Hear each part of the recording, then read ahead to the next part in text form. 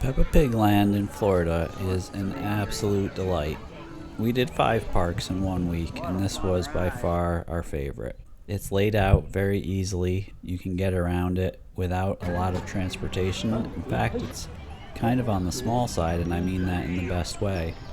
What they've done is packed in some really nice, really high quality rides and experiences without having to shuffle you around all over the place or have to take and coordinate different kinds of transportation to get from one end of the park to the other. Inside, you'll find all the rides have this sensory guide on the side, so if you're traveling with anybody with special needs, you can see before you approach the queue for each ride what kind of ride it is and what kind of sensory experience it's going to present. The rides are fantastic. They have George's Dinosaur Ride, Grandpa Pig's Boat Ride, Mr. Bull Striker, the Balloon Ride, and of course Peppa Pig's House, which actually you go through Peppa Pig's house to ride the roller coaster, Daddy Pig's roller coaster. But all in all, it's very close together and really tons of things for the kids to do. There's funhouse mirrors, there's a little tricycle race ground, there's a pretend camping area, including the camper with sat-nav, so the kids can pretend to drive Peppa's camper.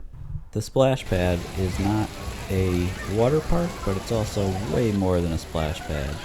It had 5 or 6 water slides for all different size kids. Our youngest one enjoyed the little kid water slide, and our older one enjoyed the bigger enclosed tube and open tube water slides that were a bit taller. We must have played there for a couple hours, and it was fantastic. They also have arcade-style amusements from like the old boardwalk era, where you can throw bean bags at different things and try to knock them down.